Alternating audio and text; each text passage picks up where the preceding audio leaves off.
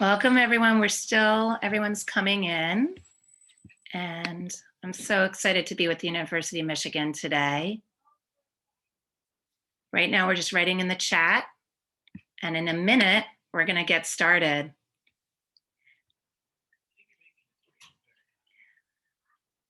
So right now, we're just writing in the chat, and then I'm going to throw it to Nikki before I do some Zoom protocols. Our founder, Ian, just joined us. Ian Sandler is a proud Michigan alum. How many people have blue on right now? That's my question for the chat. Or yellow.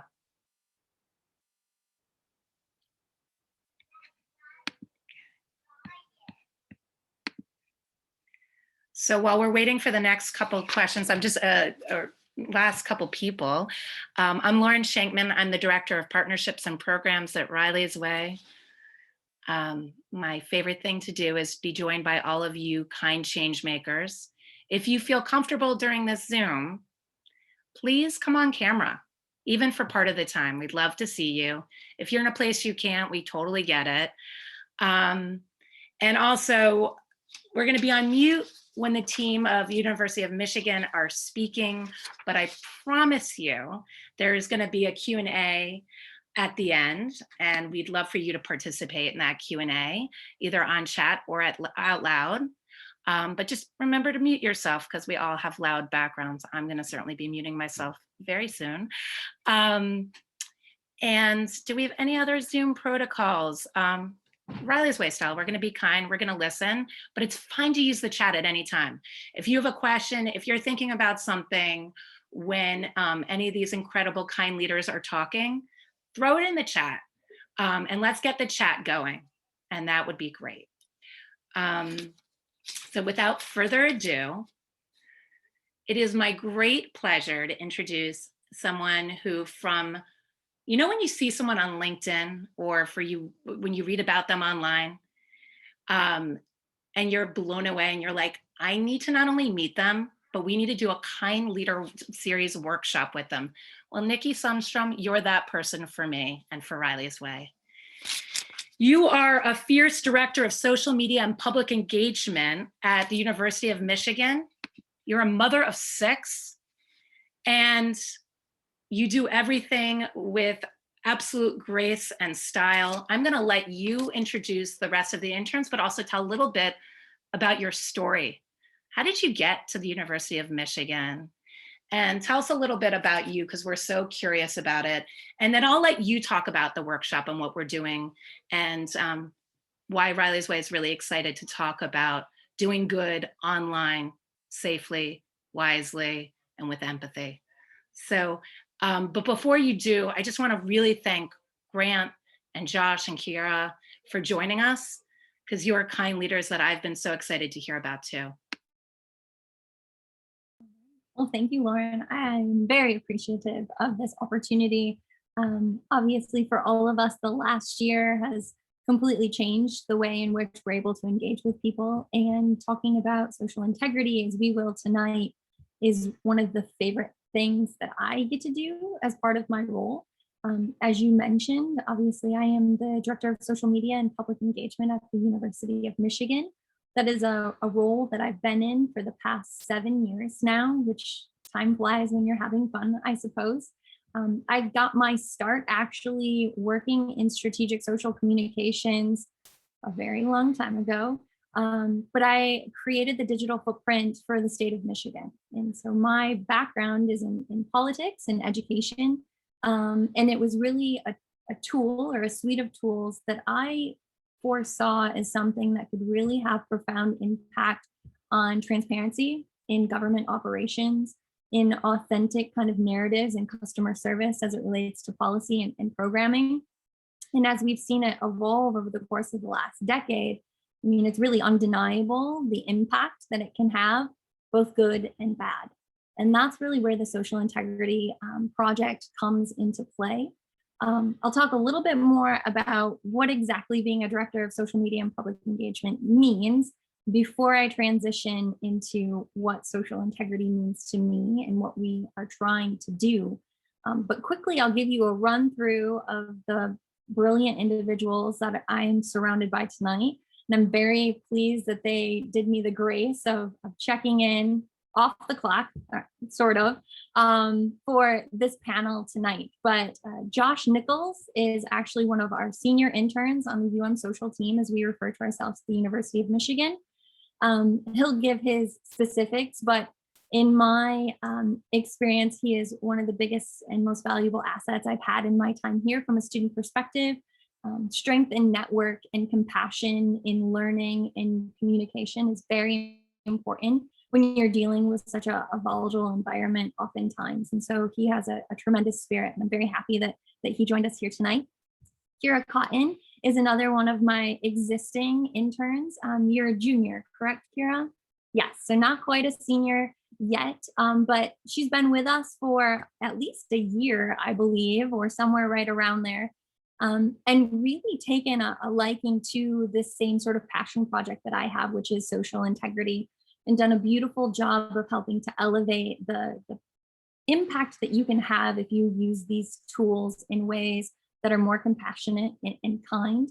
And again, I'll let her give a couple of examples. But the last individual that joined us here is Grant Floto, who is currently working with the National Football League and is an alum both of the University of Michigan, but also the Social office.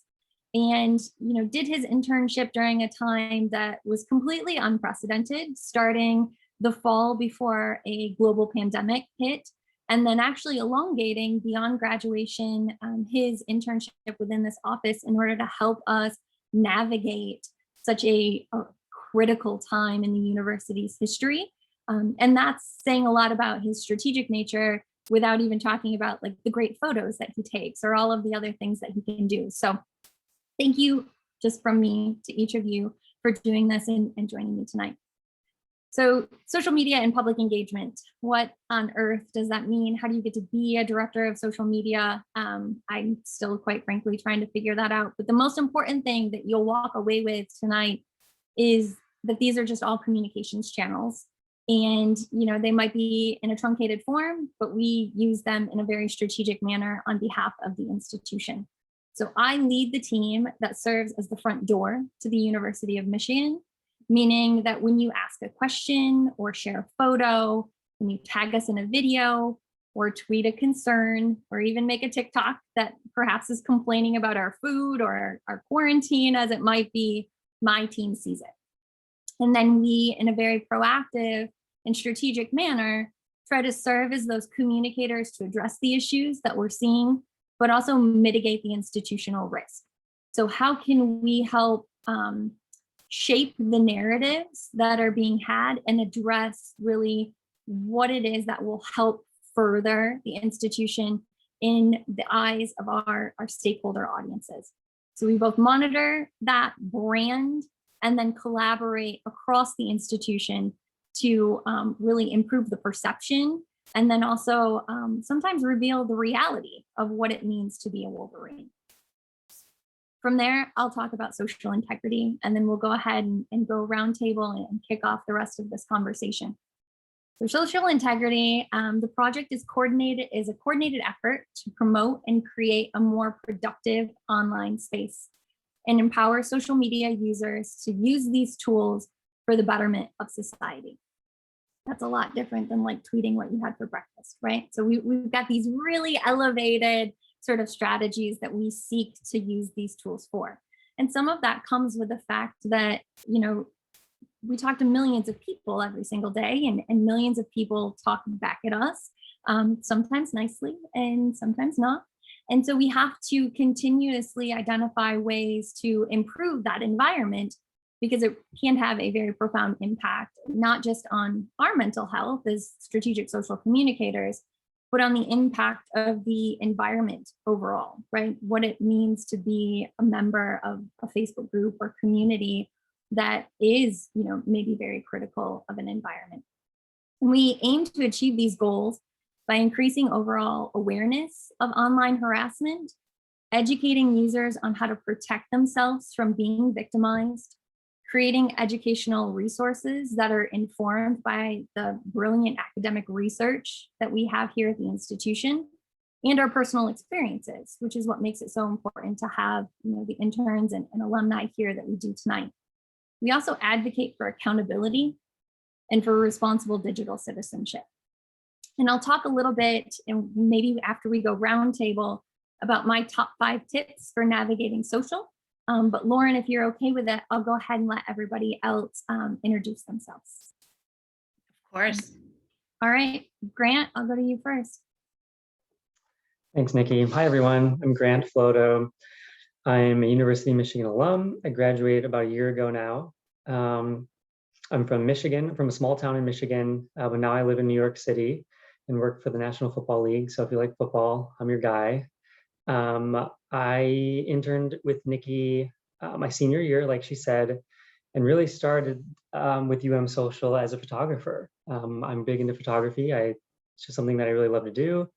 In my senior year, I reached out to Nikki and the team and said, hey, I'm looking for something to do senior year to put on my resume. And if you need anything or any help with anything to do with photography or creative, Instagram, etc., then I'd love to help out. Year and a half later, here I am still working with Nikki. But it was really great. I helped a lot with Instagram to start. And Nikki taught me a lot about social strategy. And my photography eventually evolved into more than just photos, but rather Instagram and social strategy, how I wanted to implement new ideas, raise new voices on campus. And it turned into even a special podcast series for minority students on campus, to creating a class of 2020 Instagram grids dedicated to the class of 2020 during the pandemic, and just a lot of really great things. From athletics to diversity and inclusion to campus life, you name it. I tried to help a lot with all those really great things on campus senior year and learned a ton from Nikki about what it means to be socially someone who practices social integrity.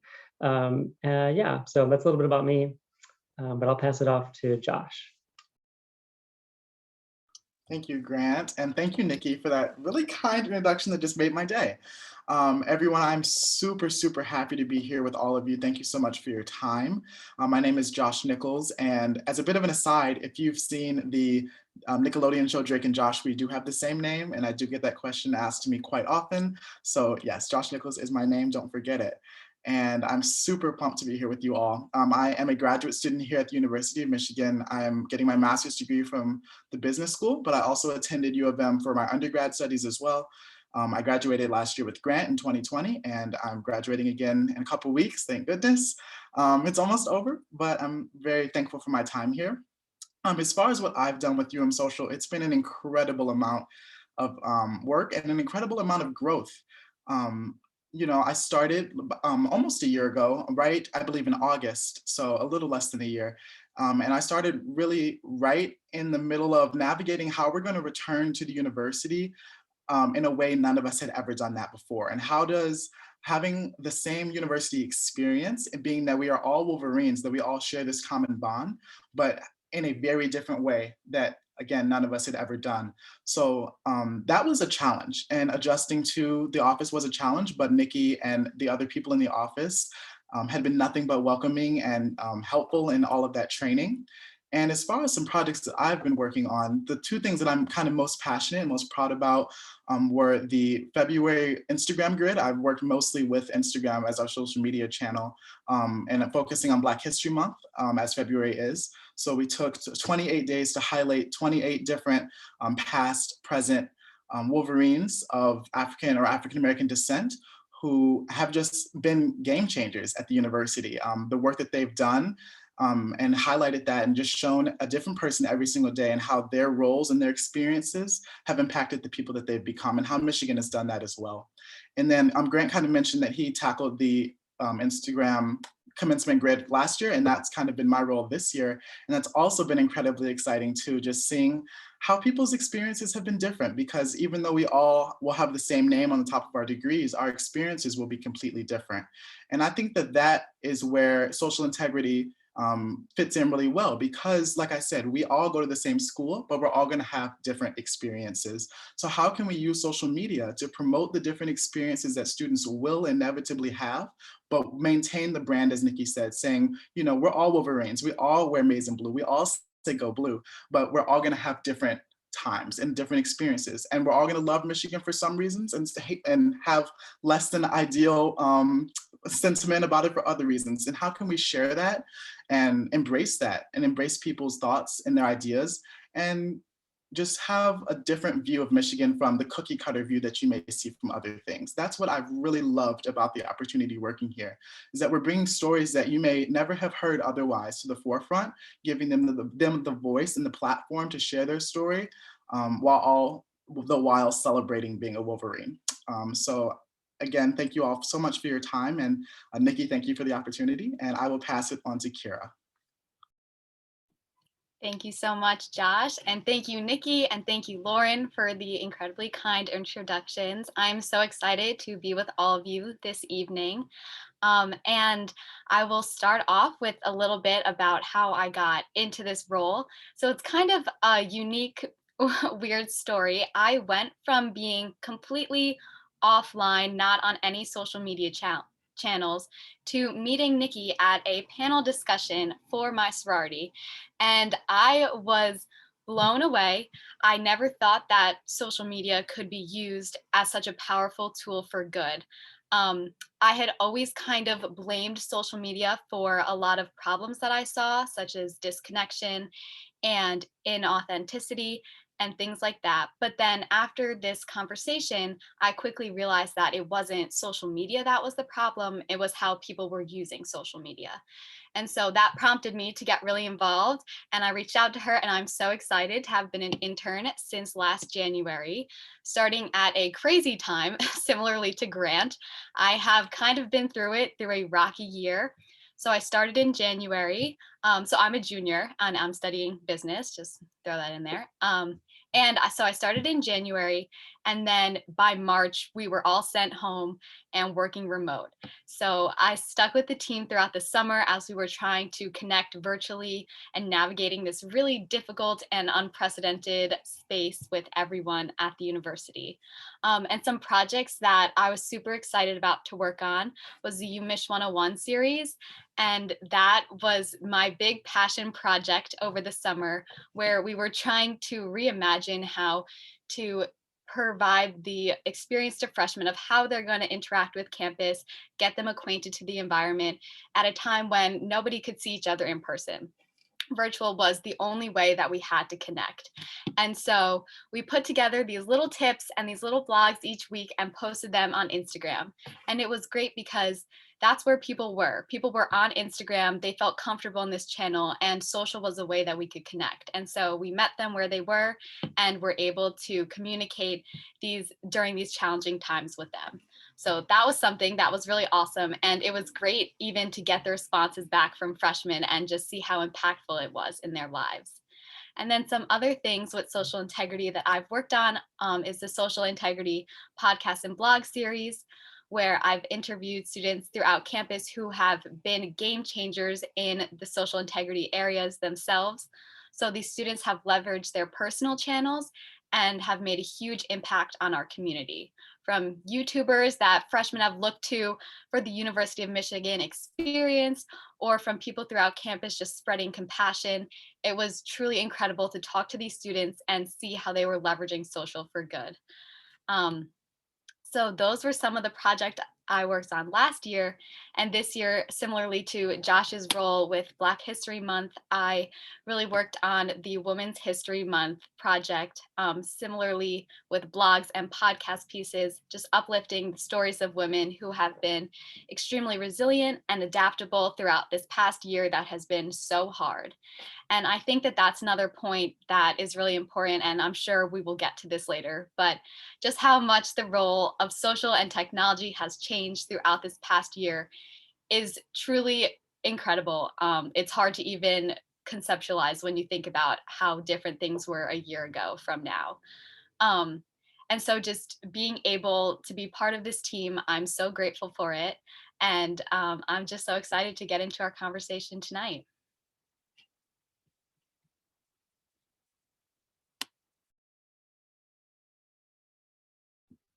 I just, have to find mute again because I've only been in a pandemic for a year and I can't figure out how to get back from somewhere.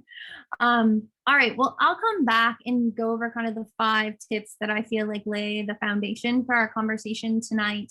But the one thing that I don't have in my 5 tips, because it would have been 6, and that's weird, is something that Josh mentioned that I really feel like is important and kind of the foundation for our social media strategy here at the University of Michigan. And it speaks a lot to, the items that each one of my interns or former interns have also echoed, and it makes me very proud. But also, I think tells the story of what we're trying to achieve through social integrity.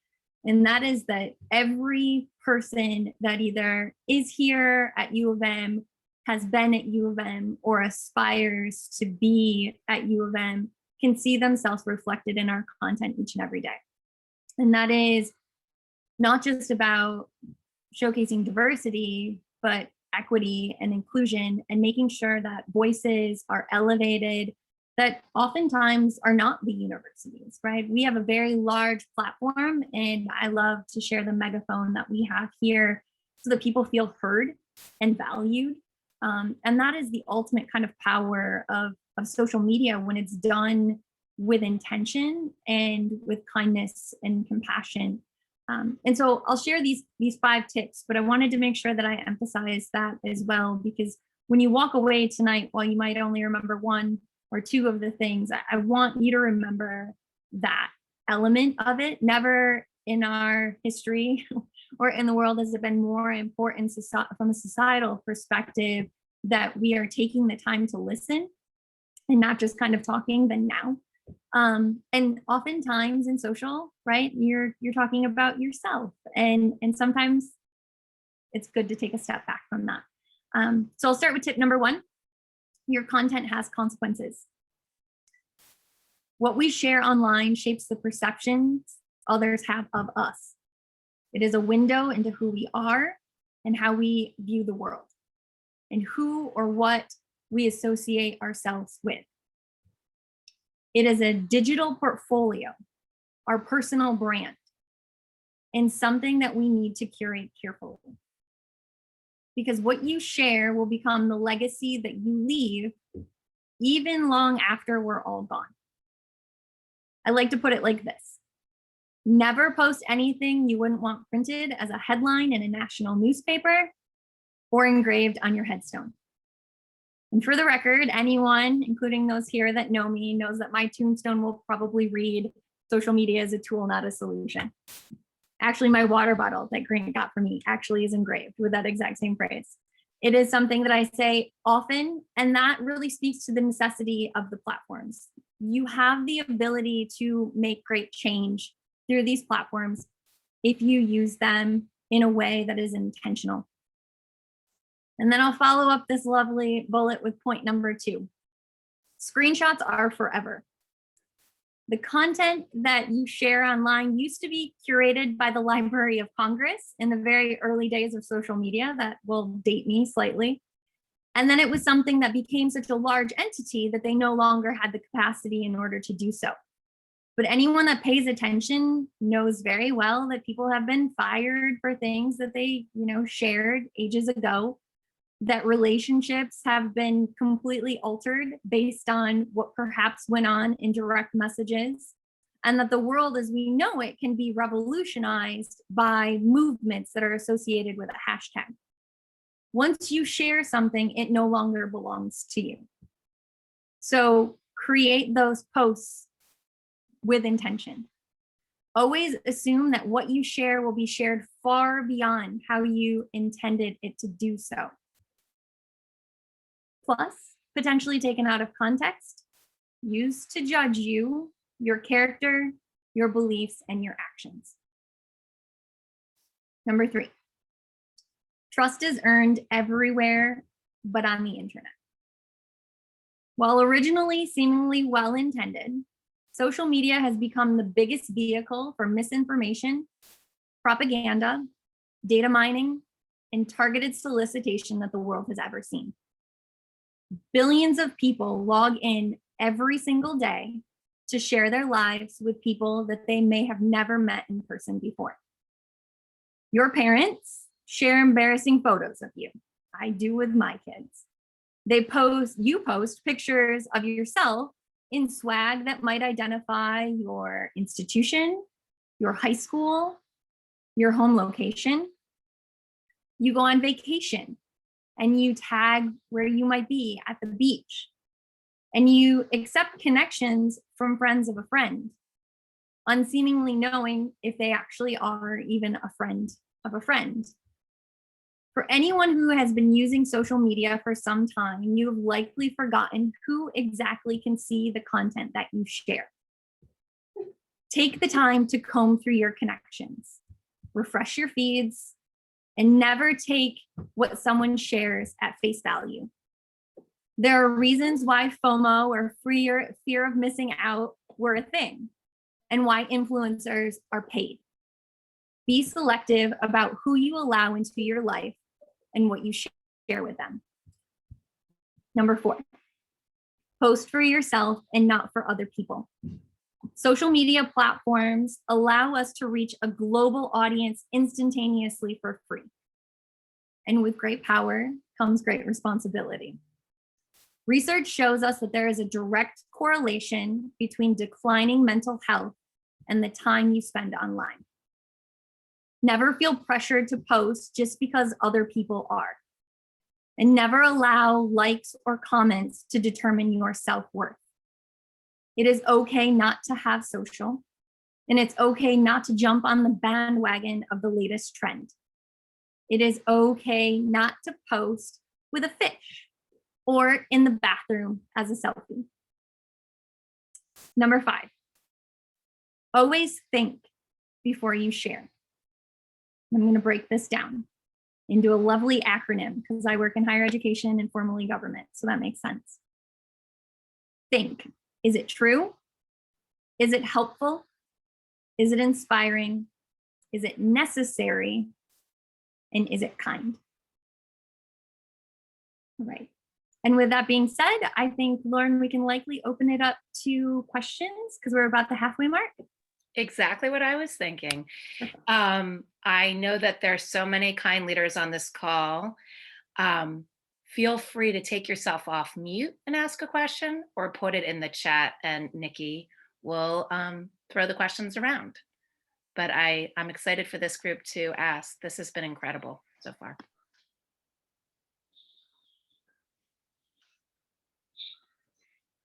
I've got one.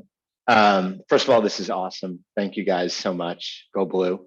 I've got an interesting challenge. I've got one of my partners who is going through a really challenging time and is taking to Twitter and starting Twitter fights with other people. We do software investing with competitors, and just clearly not being himself. And my fear is less business and just this is something that I want to try to guide him towards a better answer. Any thoughts on this one? I mean, first of all, everything you're saying, I totally agree. By the way, I think it applies to social and email, which I don't know if we picked up, but it's kind of my mantra at work, which is like emails are permanent, just talk to people. But any advice on how I can convince someone to actually put social down when you're not in a good frame of mind to be posting? I'll take this one. And then if anybody else has some similar reactions, I think feel free. We live in a space where social has become so integrated with what we do that it's frequently the first place that we go to offer our opinion or our sentiment on something. And the pandemic has really elevated that, because for many, they might not be in a home or in a space or working from home, and they're in some sort of isolation, right? So turning to an online environment becomes that outlet for connectivity or to feel as though you're still valued and being heard. And so I would encourage you, Ian, as you just said, to have that one-on-one conversation with him about the impact that his content isn't only having on how people perceive him, but how they might perceive your business or your investments or your relationships with partners, because that's going to live there for some time. And it's not unique or new for someone to take that piece of content and share it back with someone else and say, how dare you work with this company? And I don't want to put Grant on the spot, but obviously this is something we see happen in sports quite frequently recently, right? What is happening in politics immediately impacts a business decision, or people, there's this expectation that's been elevated over the course of the last year that you speak out on a given issue or take a stance. And he's certainly taking a stance. And so having that authentic, transparent conversation with him as his peer and his colleague is what I would say, completely offline, of course, right? Have that dialogue. And at the end of the day, we're all entitled to our own opinions and pursuit of these free platforms. So it might be something that he says, thanks for sharing, but I'm good with what I'm doing. And unfortunately, there's very, very little we can do about that.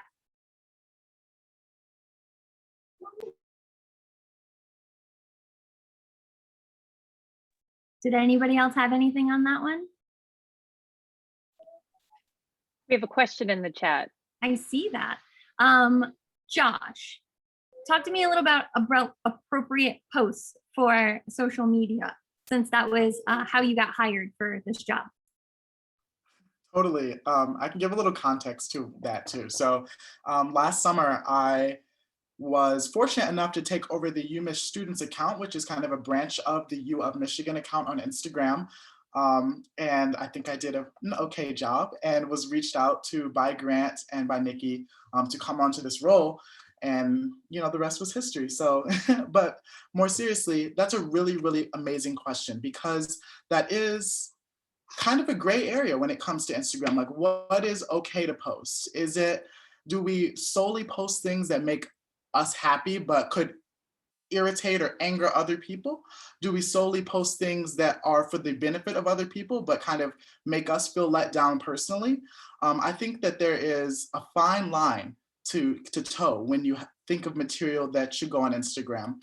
First and foremost, I think the most important thing is, if you don't feel comfortable posting it, kind of echoing what Nikki said, if you don't feel comfortable posting it and you feel that you're posting it for someone else, or because it's the latest thing to post, or like, oh, all my friends are posting this, then I wouldn't say post it. I think that it's important to stay firm in your foundation and firm in your morals. If you don't feel comfortable posting something, simply don't do it. Now, if you have something that you want to post, but you don't know whether or not it's appropriate, quote unquote, or what the reception of that piece of content may be, I think before you post it, kind of taking a temperature check of maybe your friend group, or even, honest to goodness, running it by your parents. Like, if your parents have good oversight of your social media. I know when I was in high school, my mom had my Instagram password, and that was something that was just an open line of communication for us. I would just run it by her or run it by your parents and see like if they think it's okay. But I think that there's something very, very important about inherent knowledge. If you inherently know something is not right, or maybe that it may not make someone feel good, then don't do it. And then the last thing I'll add is, when it comes to like trends that we see quite often, and I'll even go as far to say like some of the trends that we saw in the past year and some of the things that have transpired, when you may feel the social pressure to post something, again, I would say listen to yourself. And if you personally don't feel comfortable doing it, then don't do it. Don't do it for anyone but yourself, echoing what Nikki said. Great question. Excellent. Thank you, Josh. So we've got 2 new questions that came in. And if I can, Kira, would you like to talk a little bit about cancel culture? And then Grant, perhaps you could take the next one on navigating the pandemic and social media. Surely. So I think this goes really well with Josh and Nikki's response to the previous question. And I would just like to echo that one philosophy I have for posting online is, if I wouldn't say it to someone in person, I wouldn't post it online. I think that using social is just, as Nikki said, another tool to connect with others. And so that's really important, that if you don't feel comfortable enough to say this thing to somebody face to face, then you probably shouldn't be posting it for them to see online. And so with cancel culture, this is really tricky because cancel culture definitely gets into if a person makes one mistake, they're considered irredeemable online.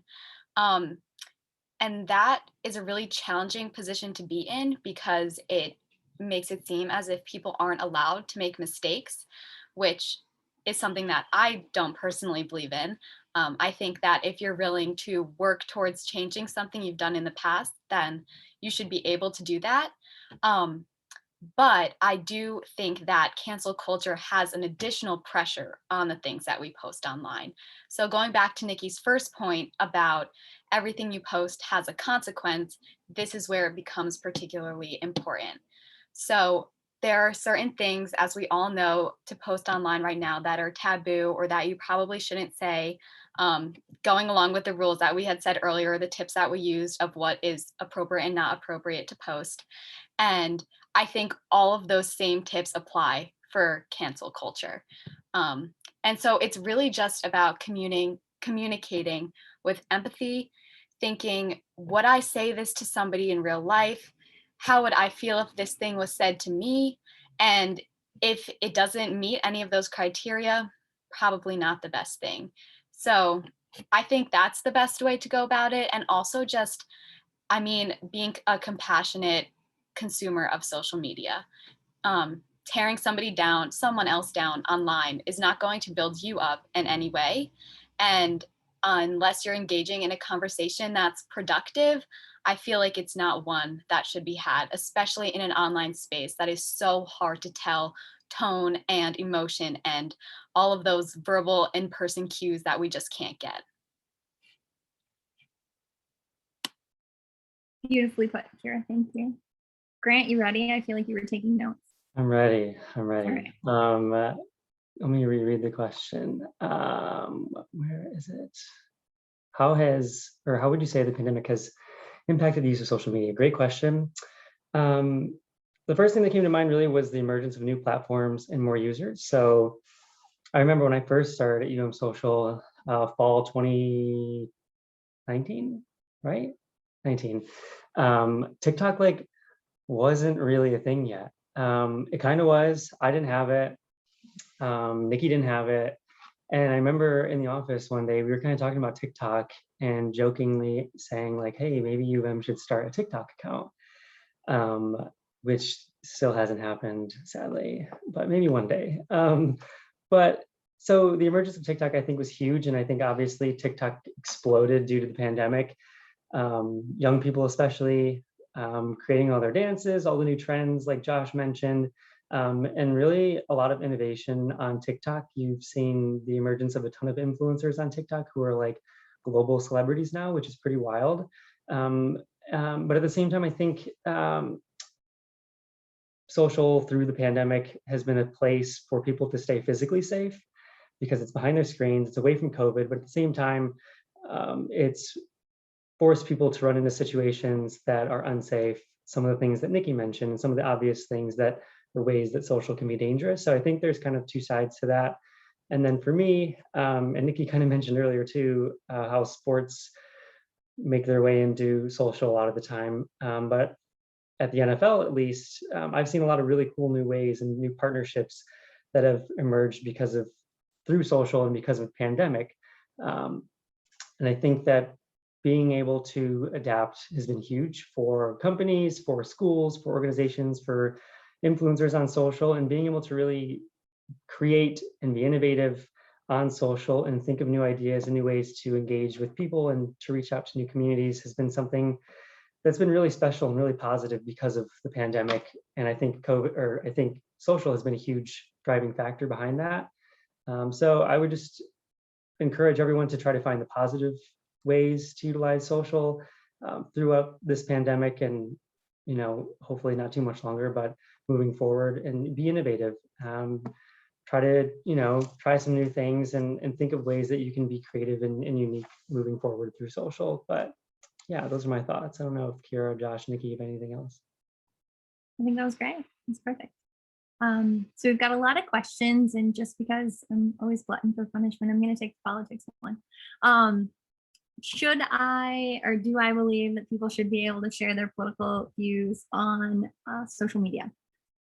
Within the confines of what is appropriate content, I feel like you should be able to share anything on social media as long as it does not violate federal communications guidelines.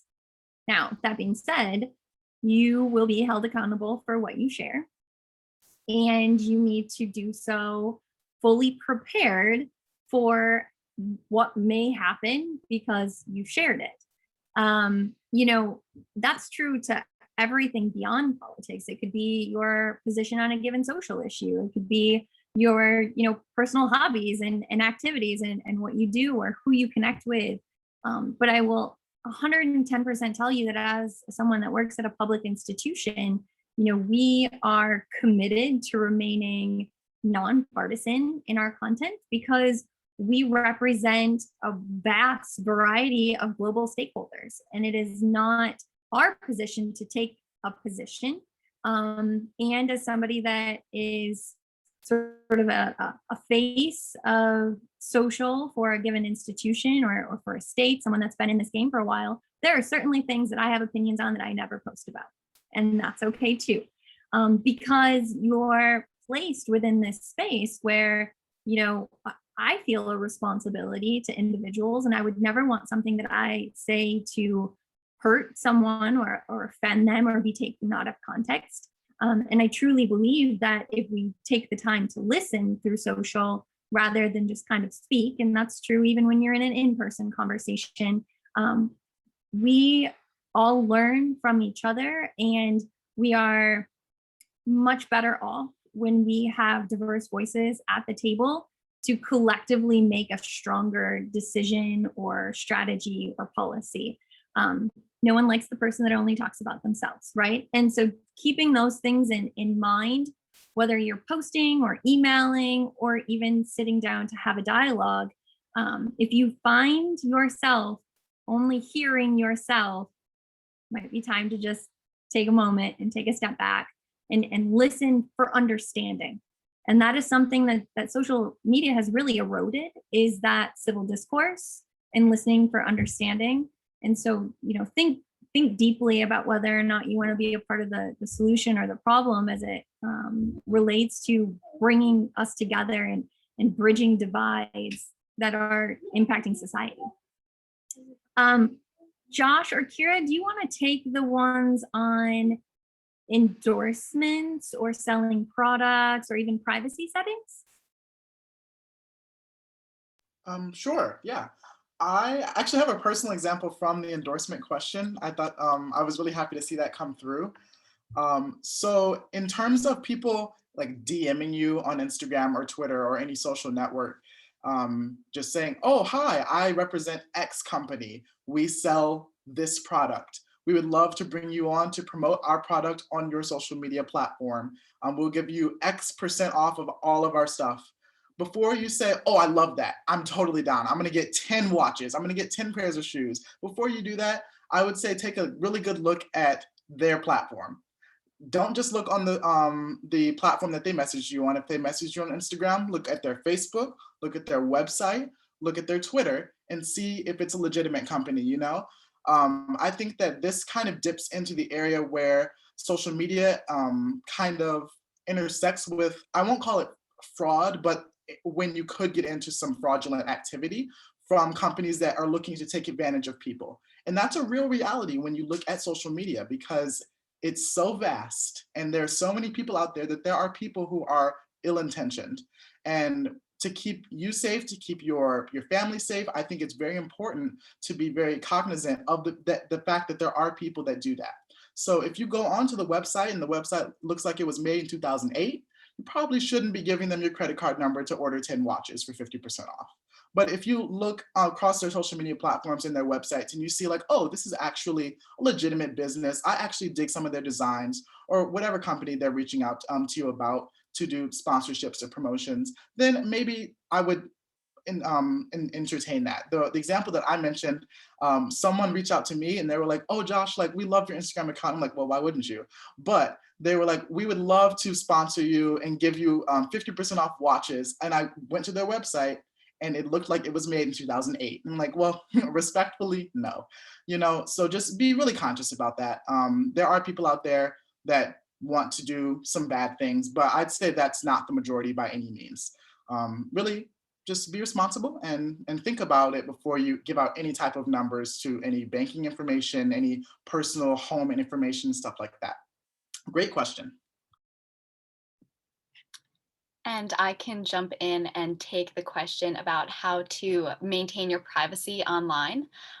Also a really great and really important question to consider.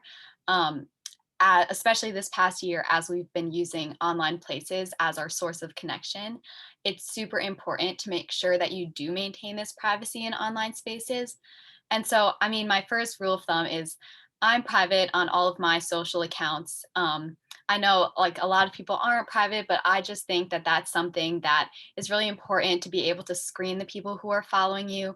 You can get some wonky requests from some strange people, and you want to be able to just block those out of your account before they even get a chance to follow you. And also in terms of privacy settings, that is definitely tricky. I completely empathize with all of you. That's a hard one because, right, we get in there, we download the app, we see these huge like pages and pages of privacy settings, and like, let's be real, we don't read all of them. And we say accept because you can't accept it without like downloading the app. So we accept it and we agree to all these terms, and we're probably not really sure what they're from, right? So with that being said, just be careful with, that fine print, and really it gets into who follows you on these accounts. So I would say, because we are all in these spaces, Instagram, Twitter, Snapchat, TikTok, they do have a decent amount of your personal information. So be very conscious on what you're posting. Don't post locations, addresses, identifying information, things like that. For a while, I also didn't have my full name in my Instagram account. But that's usually easy to figure out anyways. But the biggest thing I would say is don't post any identifying information that people would be able to find you or contact you in any unwanted way. And if those things do occur, then it's time to report those accounts, block those accounts, make sure you're safe. Honestly, when you're online, safety should be the number one priority. Worst comes to worst, you shut down the account. I know it might be sad to like lose some pictures and stuff, but that is a million times better than having an online stalker or a harasser, because that you just don't want to get yourself into that type of dangerous situation, because it can become pretty serious. So just take the necessary precautions, protect yourself in those ways, and don't be afraid to reach out and ask for advice. It's always better to say something than to just ignore it. All right. Thank you, Kara. So I'll take the next one on amplifying community voices. And I think that this is probably something, because it's such a core element of our work at Social, that everyone can likely offer their favorite kind of example of amplifying voices as well. I will say that, an entire aspect of public engagement work for us is dedicated to bringing forth the research and the impact of that research that happens here at U of M. And one of the ways in which I loved to do that pre-pandemic was to open up the doors to a classroom for people that don't actually attend here. Because as somebody that came from state government, a public institution is funded in part by all tax-paying citizens of the state of Michigan. And so they should certainly have the ability to feel as though they are reaping some of the benefits of the knowledge and historical prominence that this institution has. And one of the first ways in which I did that was when former Supreme Court Justice Ruth Bader Ginsburg came to the law school here on the U of M campus, and it was an exclusive event only open to law school students. And, I might have thrown around my title and was like, hey, I'm the director of social media. I need to get in. And sat front row and live tweeted every brilliant nugget of information that she had, in order to bring that forth to the people, right? Because she in particular, in that day was the notorious RBG, and everyone really had a lot of compassion for the narrative and the legacy that she was leaving.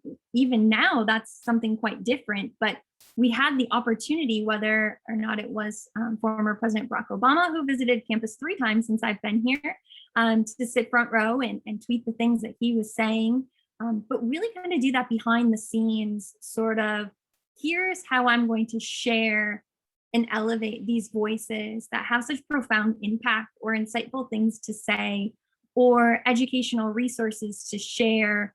And that's one of the ways in which I think that you can help elevate people and concepts and ideas, is to share the platforms that you have, to not take content. And I know there's one on here about content creators, but know where that meme or that GIF or that story or that headline that you're sharing is coming from, and be informed on what you're sharing so that you are not just the one kind of taking the credit for it, but helping to improve not just your community, but the communities around you. I've seen this most frequently and recently done throughout the course of the pandemic as it relates to having diverse panels of speakers. I'm certainly always been happy to take a step back and allow somebody that might have a different perspective than me to come forward. I hear myself speak all of the time. And it's one of the reasons why when I was given this opportunity, I said, you know what, I've got 3 other people that I know that I would love to have right here with me. And it, again, I'll say it adds value to this conversation, because you're not just hearing from me, but you are hearing from 4 of us who have all lived completely different lives, but had that star-crossed path to meet at the University of Michigan and be forever changed by the maize and blue. All right, I will let the rest of you kind of offer maybe your best examples as the end of our wrap up here. Don't all go at once. Yeah, I can start. I think the first thing, Nikki, you'll probably nod your head, that came to mind for me was the Conversations for Change podcast series that we started last May. And really, like you said, a critical time during our nation's and university's history, a time of serious racial unrest due to police brutality and systemic racism. And so, we really wanted to use our platform, being University of Michigan, to do something about it and to try to create a positive change and to really amplify the voices of minority students on campus. So we launched the Conversations for Change student podcast series that Kira, Josh, and I and the interns led, along with Nikki and the team, and really tried to recruit and work with students on campus who were passionate about everything that was happening, and really give them a microphone, literally and figuratively, to talk about what was happening, and more importantly, to talk about their experiences on campus, the good, the bad, and the ugly. And I think that was a really important part of it too. We didn't want them to sugarcoat anything, and we really wanted to hear it straight up, and to enlighten the rest of the student body and whoever else might be listening to that podcast about what everyone's different experiences like on campus, especially for students of color. And that was a really rewarding experience for me, and being able to learn from those other students and to talk with them and help lead those conversations. But I think that was something that really came to mind for me, was really, giving a microphone to people who might not normally have one, but who should have one, and to be able to uplift those voices. I think that was something that was really impactful during a really critical time. I can share next. I will also second Grant's. The Conversations for Change was an incredible experience to be a part of. But since he gave a great description of that, I will talk about the project that I worked on for Women's History Month this past March. So March was a difficult month. Last March was when everything shut down because of coronavirus. We all got sent home. School was remote, offices, restaurants, everything was closed. And so this Women's History Month, we were grappling with how are we going to convey this, all of like the pain and struggle that was last March, while also uplifting the voices of women who have been so impactful on our campus community and resilient throughout this past year. And so just like the strategy with the Conversations for Change podcast, the best way we thought to share this was just through uplifting people's stories. And so throughout the month of March, I talked with different faculty and staff throughout campus, just asking about their experience this past year, how they've grappled with the pandemic, how they've impacted the lives of others. And it truly was just such a rewarding experience. Honestly, my favorite conversation that I had was with a U of M custodian. Her name was Maggie, and she was just wonderful to talk with. And it was just moments like this where, she was like at the backbone of this community this whole time. Her work was always in person. She was the one cleaning our facilities, making sure that people could come back to campus, felt safe when they were in buildings. And hers was just a story that needed to be spotlighted because it's the people like that who have made this community go. And so just having the experience to share her story and to talk with her and learn from her was honestly so inspiring and so incredible. And that's exactly what you can hope to do with having a platform this large at University of Michigan. And the story that we ended up posting got more widely shared within her own like smaller team department at work, and then their broader like business and finance section. And it was just wonderful to see the ripple effects of it. And she shared it with her daughter, of course, who was also mentioned in the blog. And that's just the best that you can hope for. And yeah, so I was so incredibly grateful to have that experience. And that's what I'm most passionate about, getting to hear from people like that, learn from them, and then share their stories so that other people can learn from them and grow from them just as much as I have. Yeah, and I can finish up, and it kind of echoes what's been said, but from my perspective, I think that amplifying voices of people who otherwise wouldn't have an opportunity to share their experiences is one of the best ways to learn. And of course, we go to a university, we're learning in the classroom, but there's so much more to school and to life than just sitting in a classroom and reading your textbook. It's reading the caption of someone who talks about being the only Black person in a classroom of 400 people. And maybe you would never know what that's like, but you reading that caption and understanding that and getting to see from their point of view what their experience in the exact same class is like will help you understand their lives, their journeys at this university, and maybe in life in general. For me personally, I loved reading the captions that Kira had throughout the entire month of March. I will never know what it's like to be a woman at the University of Michigan, in the United States, or in the world, because that's not a perspective that I have. But being able to see that representation on the platform that the University of Michigan allows us to have helps me understand what they go through, helps me understand that the challenges that they've had to overcome and the challenges that they still face and the triumph that they can feel and understand and live through as they overcome it day by day. So I think that having a microphone, as Grant said, allows people to share their stories that not only allows them to feel proud of themselves, which is very important, but allows the education that they are able to give on to other people to continue to disseminate because they're going to share that story. The beauty of social media is that you can share a story in probably 3 clicks or less. So if you're learning something, you're going to share with someone who needs to learn or who will learn, who can learn, you know? So that just continues to encourage me to pursue and love social media because we can use it as an educational tool to talk about things, to learn things that we never would have otherwise known or understood. So that's my little piece of wisdom. I love the fact that we can do that. Nikki, I'm going to let you have the last word, but then I just want to make sure we do a Riley's Way goodbye. This has been so inspiring, but Nikki, go ahead and have a last word before we wrap it up. Wonderful, no worries at all. Thank you is my last word, both to everyone that took the time to stick around and listen to us tonight, but to everyone that invited us to be here.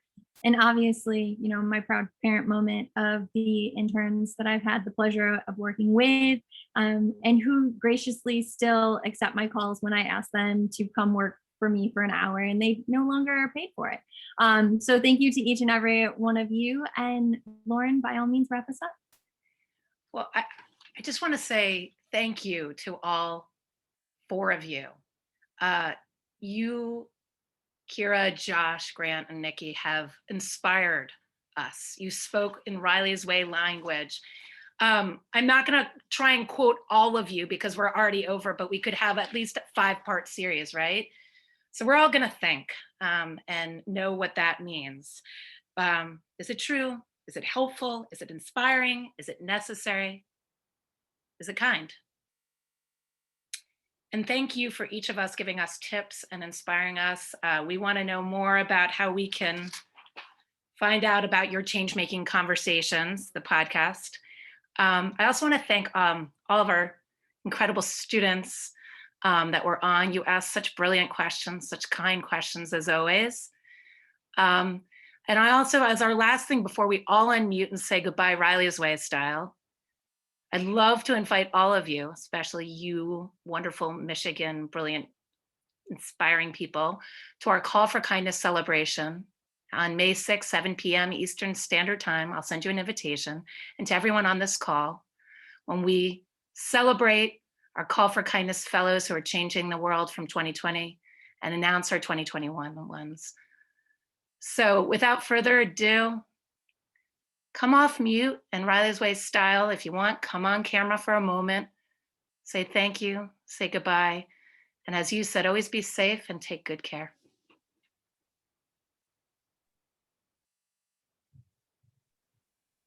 Now don't be quiet. Thank you, everyone.